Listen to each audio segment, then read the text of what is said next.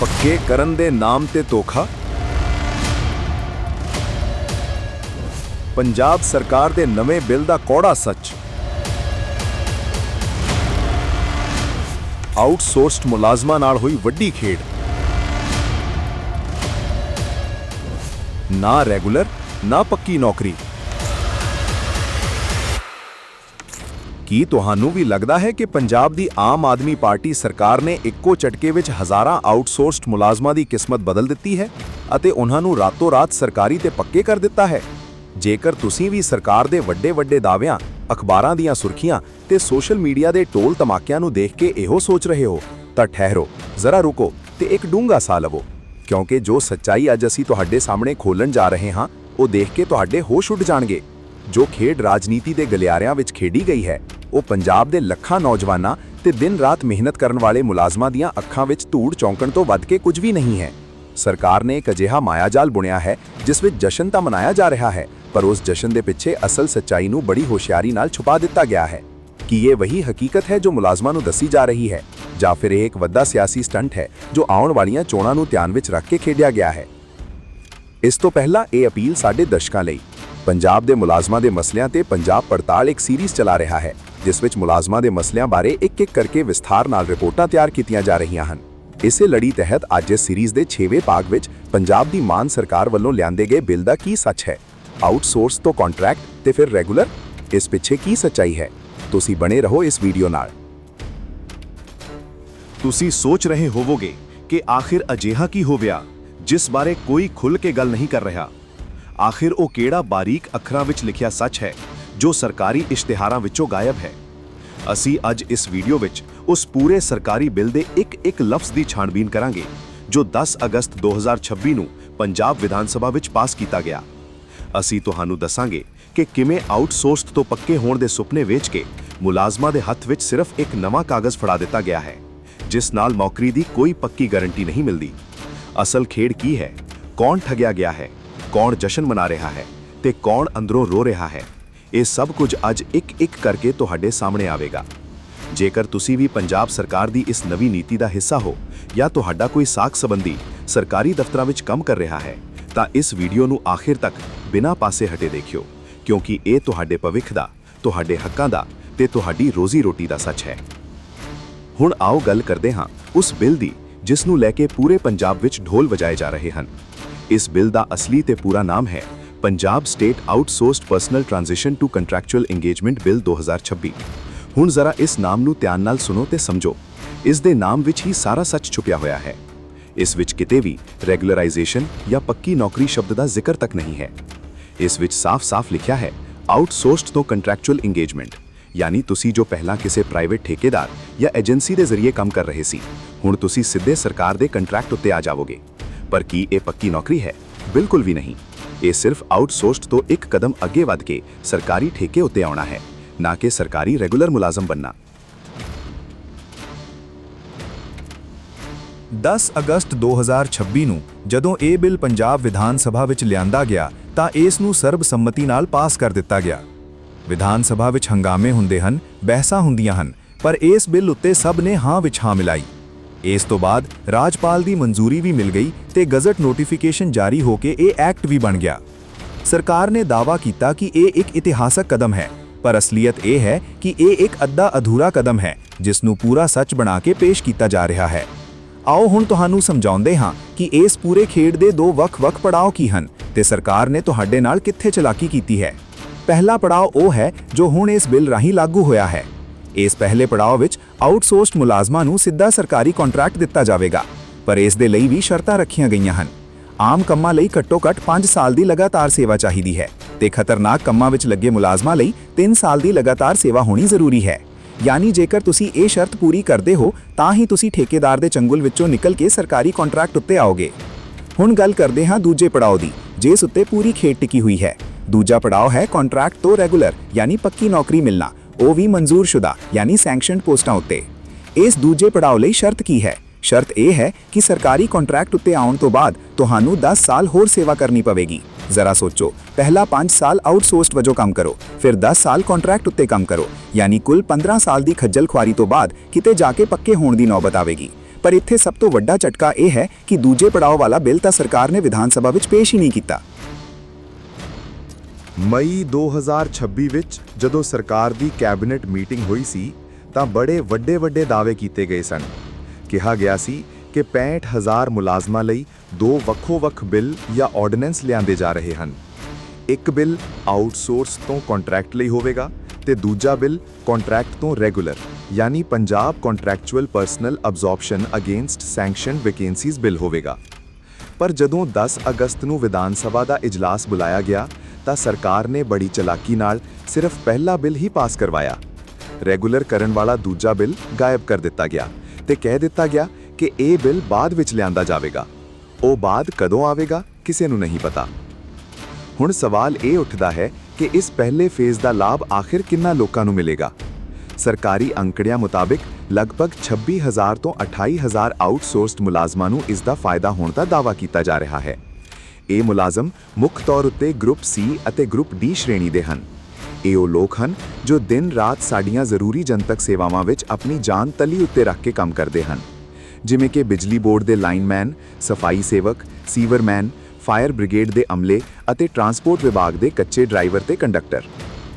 ਜਿਹੜੇ ਮੁਲਾਜ਼ਮ ਖਤਰਨਾਕ ਕੈਟਾਗਰੀ ਵਿੱਚ ਆਉਂਦੇ ਹਨ, ਜਿਵੇਂ ਸੀਵਰ ਦੀ ਸਫਾਈ ਕਰਨ ਵਾਲੇ, ਬਿਜਲੀ ਦੇ ਉੱਚੇ ਪੋਲਾਂ ਉੱਤੇ ਚੜ੍ਹ ਕੇ ਜਾਨ ਜੋਖਮ ਵਿੱਚ ਪਾਉਣ ਵਾਲੇ ਜਾਂ ਅੱਗ ਬੁਝਾਉਣ ਵਾਲੇ ਫਾਇਰਮੈਨ, ਉਹਨਾਂ ਲਈ 3 ਸਾਲ ਦੀ ਲਗਾਤਾਰ ਸੇਵਾ ਦੀ ਸ਼ਰਤ ਰੱਖੀ ਗਈ ਹੈ। ਬਾਕੀ ਆਮ ਆਊਟਸੋਰਸਡ ਅਮਲੇ ਲਈ 5 ਸਾਲ ਦੀ ਲਗਾਤਾਰ ਸੇਵਾ ਲਾਜ਼ਮੀ ਕੀਤੀ ਗਈ ਹੈ। ਪਰ ਇੱਥੇ ਸ਼ਰਤਾਂ ਦਾ ਇੱਕ ਅਜਿਹਾ ਜਾਲ ਵਿਛਾਇਆ ਗਿਆ ਹੈ ਜਿਸ ਵਿੱਚੋਂ ਨਿਕਲਣਾ ਹਰੇਕ ਗਰੀਬ ਮੁਲਾਜ਼ਮ ਦੇ ਵੱਸ ਦੀ ਗੱਲ ਨਹੀਂ ਹੈ। ਆਓ ਹੁਣ ਯੋਗਤਾ ਦੀਆਂ ਉਹਨਾਂ ਕੜੀਆਂ ਸ਼ਰਤਾਂ ਉੱਤੇ ਨਜ਼ਰ ਮਾਰਦੇ ਹਾਂ ਜੋ ਸਰਕਾਰ ਨੇ ਇਸ ਬਿੱਲ ਵਿੱਚ ਚੁੱਪਚਾਪ ਜੋੜ ਦਿੱਤੀਆਂ ਹਨ। ਪਹਿਲੀ ਸ਼ਰਤ ਇਹ ਹੈ ਕਿ ਕੰਮ ਫੁੱਲ ਟਾਈਮ ਤੇ ਨਾਨ ਸੀਜ਼ਨਲ ਹੋਣਾ ਚਾਹੀਦਾ ਹੈ। ਜੇਕਰ ਕੋਈ ਮੁਲਾਜ਼ਮ ਕਿਸੇ ਖਾਸ ਸੀਜ਼ਨ ਵਿੱਚ ਕੰਮ ਕਰਦਾ ਹੈ ਤਾਂ ਉਹ ਬਾਹਰ ਹੈ। ਦੂਜੀ ਤੇ ਸਭ ਤੋਂ ਖਤਰਨਾਕ ਸ਼ਰਤ ਇਹ ਹੈ ਕਿ ਹਰ ਕੈਲੰਡਰ ਸਾਲ ਵਿੱਚ ਘੱਟੋ-ਘੱਟ 240 ਦਿਨਾਂ ਦੀ ਹਾਜ਼ਰੀ ਹੋਣੀ ਚਾਹੀਦੀ ਹੈ। ਸਾਡੇ ਸਿਸਟਮ ਵਿੱਚ ਠੇਕੇਦਾਰ ਅਕਸਰ ਹਾਜ਼ਰੀ ਦੇ ਰਿਕਾਰਡ ਵਿੱਚ ਹੇਰ-ਫੇਰ ਕਰਦੇ ਹਨ। ਅਜਿਹੇ ਵਿੱਚ 240 ਦਿਨਾਂ ਦਾ ਹਿਸਾਬ ਸਾਬਿਤ ਕਰਨਾ ਮੁਲਾਜ਼ਮਾਂ ਲਈ ਇੱਕ ਵੱਡੀ ਚੁਣੌਤੀ ਬਣ ਜਾਵੇਗਾ। ਤੀਜੀ ਸ਼ਰਤ ਇਹ ਹੈ ਕਿ ਰੋਜ਼ਾਨਾ ਘੱਟੋ-ਘੱਟ 7 ਘੰਟੇ ਦੀ ਡਿਊਟੀ ਹੋਣੀ ਚਾਹੀਦੀ ਹੈ। ਅਤੇ ਚੌਥੀ ਸ਼ਰਤ ਇਹ ਹੈ ਕਿ ਮੁਲਾਜ਼ਮ ਮੈਨ ਪਾਵਰ ਸਪਲਾਈ ਕੰਟਰੈਕਟ ਰਾਹੀਂ ਆਇਆ ਹੋਵੇ, ਨਾ ਕਿ ਕਿਸੇ ਸਰਵਿਸ ਆਊਟਕਮ ਵਾਲੇ ਪੈਕੇਜ ਰਾਹੀਂ। ਯਾਨੀ ਜੇਕਰ ਤੁਹਾਡੀ ਕੰਪਨੀ ਦਾ ਸਮਝੌਤਾ ਸਰਕਾਰ ਨਾਲ ਕਿਸੇ ਖਾਸ ਪ੍ਰੋਜੈਕਟ ਜਾਂ ਸਰਵਿਸ ਪੈਕੇਜ ਦਾ ਸੀ ਤਾਂ ਤੁਸੀਂ ਇਸ ਬਿੱਲ ਦੇ ਘੇਰੇ ਤੋਂ ਬਾਹਰ ਹੋ ਜਾਵੋਗੇ। ਇਨ੍ਹਾਂ ਬਾਰੀਕ ਸ਼ਰਤਾਂ ਕਾਰਨ ਹਜ਼ਾਰਾਂ ਮੁਲਾਜ਼ਮ ਪਹਿਲਾਂ ਹੀ ਰੇਸ ਤੋਂ ਬਾਹਰ ਹੋ ਜਾਣਗੇ। ਹੁਣ ਤੁਸੀਂ ਪੁੱਛੋਗੇ ਕਿ ਜੇਕਰ ਕੋਈ ਮੁਲਾਜ਼ਮ ਇਹ ਸਾਰੀਆਂ ਸ਼ਰਤਾਂ ਪੂਰੀਆਂ ਕਰਕੇ ਆਊਟਸੋਰਸਡ ਤੋਂ ਕੰਟਰੈਕਟ ਉੱਤੇ ਆ ਵੀ ਜਾਂਦਾ ਹੈ ਤਾਂ ਉਸ ਨੂੰ ਲਾਭ ਕੀ ਮਿਲੇਗਾ? ਹਾਂ, ਇਹ ਗੱਲ ਮੰਨਣੀ ਪਵੇਗੀ ਕਿ ਕੁਝ ਅੰਸ਼ਿਕ ਫਾਇਦੇ ਜ਼ਰੂਰ ਮਿਲਣਗੇ।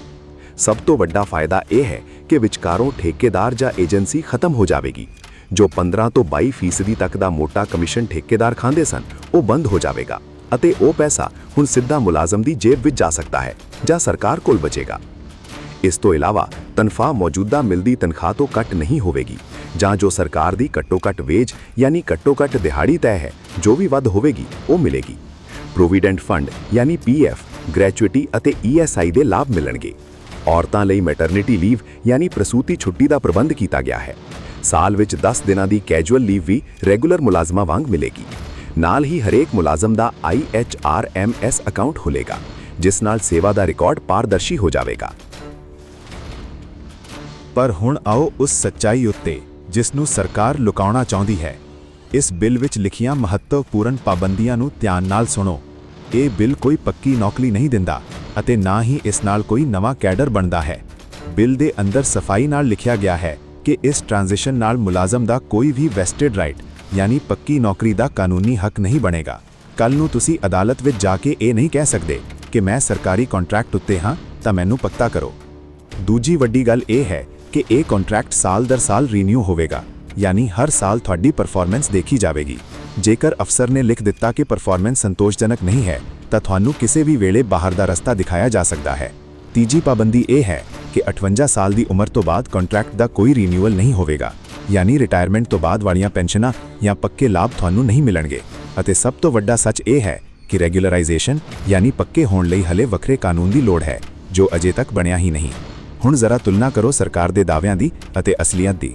ਸਰਕਾਰ ਇਸ ਬਿੱਲ ਨੂੰ ਇਤਿਹਾਸਕ ਦੱਸ ਰਹੀ ਹੈ। ਇਸ਼ਤਿਹਾਰਾਂ ਵਿੱਚ ਲਿਖਿਆ ਜਾ ਰਿਹਾ ਹੈ ਕਿ ਠੇਕੇਦਾਰੀ ਸਿਸਟਮ ਦਾ ਭੋਗ ਪਾ ਦਿੱਤਾ ਗਿਆ ਹੈ। ਇਹ ਗੱਲ ਠੀਕ ਹੈ ਕਿ ਮਿਡਲਮੈਨ ਖਤਮ ਹੋ ਰਹੇ ਹਨ ਤੇ ਕੁਝ ਲਾਭ ਵਧ ਰਹੇ ਹਨ, ਜੋ ਕਿ ਇੱਕ ਚੰਗੀ ਗੱਲ ਹੈ, ਪਰ ਕੀ ਇਹ ਪੂਰੀ ਰੈਗੂਲਰਾਈਜੇਸ਼ਨ ਹੈ? ਬਿਲਕੁਲ ਨਹੀਂ, ਇਹ ਸਿਰਫ ਇੱਕ ਵਿਚਕਾਰਲਾ ਰਸਤਾ ਹੈ। ਮੁਲਾਜ਼ਮ ਸੰਗਠਨ ਤੇ ਸਮਾਜਿਕ ਆਲੋਚਕ ਬਿਲਕੁਲ ਸੱਚ ਕਹਿ ਰਹੇ ਹਨ ਕਿ ਸਰਕਾਰ ਨੇ ਅੱਧਾ ਕੰਮ ਕਰਕੇ ਪੂਰੀ ਬੱਲੇ-ਬੱਲੇ ਕਰਵਾਉਣ ਦੀ ਕੋਸ਼ਿਸ਼ ਕੀਤੀ ਹੈ। ਜੇਕਰ ਅਸੀਂ ਸੰਖੇਪ ਵਿੱਚ ਸਮਝੀਏ ਤਾਂ ਕਹਾਣੀ ਇਹ ਹੈ, ਪਹਿਲਾਂ ਤੁਸੀਂ ਆਊਟਸੋਰਸਡ ਸੀ, ਹੁਣ ਤੁਸੀਂ ਸਰਕਾਰੀ ਕੰਟਰੈਕਟ ਉੱਤੇ ਆ ਗਏ ਹੋ, ਪਰ ਰੈਗੂਲਰ ਹੋਣ ਲਈ ਤੁਹਾਨੂੰ ਹਾਲੇ ਹੋਰ ਇੰਤਜ਼ਾਰ ਕਰਨਾ ਪਵੇਗਾ, ਅਤੇ ਉਹ ਵੀ ਤਦ ਜੇਕਰ ਸਰਕਾਰ ਦੂਜਾ ਬਿੱਲ ਲੈ ਕੇ ਆਉਂਦੀ ਹੈ। ਇਹ ਸੁਧਾਰ ਜ਼ਰੂਰ ਹੈ, ਪਰ ਇਸ ਨੂੰ ਸਿੱਧਾ ਪੱਕਾ ਹੋਣਾ ਕਹਿਣਾ ਪੰਜਾਬ ਦੇ ਲੋਕਾਂ ਤੇ ਮੁਲਾਜ਼ਮਾਂ ਨਾਲ ਧੋਖਾ ਹੈ। ਸਰਕਾਰ ਨੇ ਜੋ ਸਿਆਸੀ ਦਾ ਖੇਡਿਆ ਹੈ, ਉਸ ਨਾਲ ਇੱਕ ਤੀਰ ਨਾਲ ਦੋ ਨਿਸ਼ਾਨੇ ਲਗਾਉਣ ਦੀ ਕੋਸ਼ਿਸ਼ ਕੀਤੀ ਗਈ ਹੈ। ਇੱਕ ਪਾਸੇ ਜਸ਼ਨ ਦਾ ਮਾਹੌਲ ਬਣਾ ਦਿੱਤਾ ਗਿਆ ਕਿ ਹਜ਼ਾਰਾਂ ਮੁਲਾਜ਼ਮਾਂ ਦਾ ਭਵਿੱਖ ਸੰਵਾਰ ਦਿੱਤਾ ਗਿਆ ਹੈ, ਤੇ ਦੂਜੇ ਪਾਸੇ ਸਰਕਾਰੀ ਖਜ਼ਾਨੇ ਉੱਤੇ ਪੱਕੇ ਰੈਗੂਲਰ ਮੁਲਾਜ਼ਮਾਂ ਵਾਲਾ ਵਿੱਤੀ ਬੋਝ ਵੀ ਨਹੀਂ ਪੈਣ ਦਿੱਤਾ ਗਿਆ, ਕਿਉਂਕਿ ਰੈਗੂਲਰ ਮੁਲਾਜ਼ਮ ਨੂੰ ਪੂਰਾ ਪੇ ਸਕੇਲ, ਪੱਤੇ ਤੇ ਹੋਰ ਸਰਕਾਰੀ ਸਹੂਲਤਾਂ ਦੇਣੀਆਂ ਪੈਂਦੀਆਂ ਹਨ, ਜਦਕਿ ਕੰਟਰੈਕਟ ਵਾਲੇ ਨੂੰ ਸਿਰਫ ਨਿਯਤ ਤਨਖਾਹ ਤੇ ਕੁਝ ਬੁਨਿਆਦੀ ਲਾਭ ਹੀ ਮਿਲਦੇ ਹਨ। ਇਸ ਬਿੱਲ ਦੇ ਆਉਣ ਨਾਲ ਉਹਨਾਂ ਹਜ਼ਾਰਾਂ ਨੌਜਵਾਨਾਂ ਦੇ ਮਨ ਵਿੱਚ ਵੀ ਸਵਾਲ ਉੱਠ ਰਹੇ ਹਨ ਜੋ ਰਾਤ-ਦਿਨ ਪੜ੍ਹਾਈ ਕਰਕੇ ਸਰਕਾਰੀ ਨੌਕਰੀਆਂ ਦੀ ਤਿਆਰੀ ਕਰ ਰਹੇ ਹਨ। ਜੇਕਰ ਸਾਰੀਆਂ ਪੋਸਟਾਂ ਉੱਤੇ ਟ੍ਰਾਂਜੀਸ਼ਨ ਤੇ ਕੰਟਰੈਕਟ ਰਾਹੀਂ ਹੀ ਭਰਤੀਆਂ ਹੁੰਦੀਆਂ ਰਹਿਣਗੀਆਂ ਤਾਂ ਨਵੇਂ ਸਿੱਧੇ ਇਮਤਿਹਾਨਾਂ ਰਾਹੀਂ ਪੱਕੀਆਂ ਨੌਕਰੀਆਂ ਕਦੋਂ ਨਿਕਲਣਗੀਆਂ? ਦੂਜੇ ਪਾਸੇ ਜੋ ਮੁਲਾਜ਼ਮ 10-15 ਸਾਲਾਂ ਤੋਂ ਆਊਟਸੋਰਸਡ ਵਜੋਂ ਕੰਮ ਕਰ ਰਹੇ ਹਨ, ਉਹਨਾਂ ਦੀ ਜਵਾਨੀ ਦੇ ਕੀਮਤੀ ਸਾਲ ਇਸੇ ਆਸ ਵਿੱਚ ਲੰਘ ਗਏ ਕਿ ਇੱਕ ਦਿਨ ਉਹ ਪੱਕੇ ਸਰਕਾਰੀ ਮੁਲਾਜ਼ਮ ਅਖਵਾਉਣਗੇ, ਪਰ ਅੱਜ ਵੀ ਉਹਨਾਂ ਦੇ ਹੱਥ ਵਿੱਚ ਸਿਰਫ ਇੱਕ ਕੰਟਰੈਕਟ ਦਾ ਲਿਫਾਫਾ ਹੈ। ਪੰਜਾਬ ਦੇ ਮੁਲਾਜ਼ਮਾਂ ਦੀਆਂ ਅੱਖਾਂ ਵਿੱਚ ਅੱਜ ਵੀ ਉਹੀ ਸਵਾਲ ਹੈ ਕਿ ਆਖਿਰ ਉਹਨਾਂ ਨੂੰ ਪੂਰਾ ਹੱਕ ਕਦੋਂ ਮਿਲੇਗਾ? ਕੀ ਸਰਕਾਰ ਅਗਲੇ ਦਿਨਾਂ ਵਿੱਚ ਦੂਜਾ ਬਿੱਲ ਲਿਆ ਕੇ ਆਪਣਾ ਵਾਅਦਾ ਪੂਰਾ ਕਰੇਗੀ, ਜਾਂ ਫਿਰ ਇਹ ਕੰਟਰੈਕਟ ਵਾਲਾ ਸਿਸਟਮ ਹੀ ਸਦਾ ਲਈ ਨਵਾਂ ਸੱਚ ਬਣ ਜਾਵੇਗਾ? ਸਰਕਾਰ ਦੇ ਇਸ ਕਦਮ ਨਾਲ ਠੇਕੇਦਾਰਾਂ ਦੀ ਲੁੱਟ ਤੋਂ ਨਿਜਾਤ ਤਾਂ ਜ਼ਰੂਰ ਮਿਲੀ ਹੈ, ਪਰ ਪੱਕੀ ਨੌਕਰੀ ਦਾ ਸੁਰੱਖਿਅਤ ਭਵਿੱਖ ਹਾਲੇ ਵੀ ਧੁੰਦਲਾ ਹੈ। ਹੁਣ ਇਹ ਦੇਖਣਾ ਬਹੁਤ ਦਿਲਚਸਪ ਹੋਵੇਗਾ ਕਿ ਆਉਣ ਵਾਲੇ ਦਿਨਾਂ ਵਿੱਚ ਮੁਲਾਜ਼ਮ ਜਥੇਬੰਦੀਆਂ ਇਸ ਨੀਤੀ ਉੱਤੇ ਕੀ ਰੁਖ ਅਖਤਿਆਰ ਕਰਦੀਆਂ ਹਨ। ਕੀ ਉਹ ਇਸ ਨੂੰ ਇੱਕ ਸ਼ੁਰੂਆਤੀ ਜਿੱਤ ਮੰਨ ਕੇ ਸ਼ਾਂਤ ਬੈਠਣਗੀਆਂ, ਜਾਂ ਫਿਰ ਦੂਜੇ ਰੈਗੂਲਰਾਈਜੇਸ਼ਨ ਬਿੱਲ ਨੂੰ ਪਾਸ ਕਰਵਾਉਣ ਲਈ ਸਰਕਾਰ ਖਿਲਾਫ ਮੋਰਚਾ ਖੋਲ੍ਹਣਗੀਆਂ? ਪੰਜਾਬ ਦੀ ਸਿਆਸਤ ਵਿੱਚ ਇਹ ਮੁੱਦਾ ਆਉਣ ਵਾਲੇ ਸਮੇਂ ਵਿੱਚ ਹੋਰ ਗਰਮਾਉਣ ਵਾਲਾ ਹੈ। ਤੁਹਾਡੀ ਇਸ ਬਾਰੇ ਕੀ ਰਾਏ ਹੈ? ਕੀ ਪੰਜਾਬ ਸਰਕਾਰ ਦਾ ਇਹ ਬਿੱਲ ਮੁਲਾਜ਼ਮਾਂ ਨਾਲ ਵੱਡਾ ਇਨਸਾਫ ਹੈ, ਜਾਂ ਫਿਰ ਪੱਕੀ ਨੌਕਰੀ ਦੇ ਨਾਮ ਉੱਤੇ ਇੱਕ ਹੋਰ ਸਿਆਸੀ ਛਲਾਵਾ? ਕੀ ਸਰਕਾਰ ਨੂੰ ਦੂਜਾ ਬਿੱਲ ਵੀ ਤੁਰੰਤ ਲਿਆਉਣਾ ਚਾਹੀਦਾ ਸੀ? ਆਪਣੀ ਕੀਮਤੀ ਰਾਏ ਹੇਠਾਂ ਕਮੈਂਟ ਬਾਕਸ ਵਿੱਚ ਜ਼ਰੂਰ ਸਾਂਝੀ ਕਰੋ। ਜੇਕਰ ਤੁਹਾਨੂੰ ਇਹ ਜਾਣਕਾਰੀ ਵਾਲੀ ਵੀਡੀਓ ਪਸੰਦ ਆਈ ਹੋਵੇ ਤਾਂ ਇਸ ਨੂੰ ਪੰਜਾਬ ਦੇ ਹਰੇਕ ਮੁਲਾਜ਼ਮ ਤੇ ਨੌਜਵਾਨ ਤੱਕ ਸ਼ੇਅਰ ਜ਼ਰੂਰ ਕਰੋ, ਤਾਂ ਜੋ ਸਭ ਨੂੰ ਸਰਕਾਰੀ ਬਿੱਲ ਦਾ ਅਸਲੀ ਸੱਚ ਪਤਾ ਲੱਗ ਸਕੇ।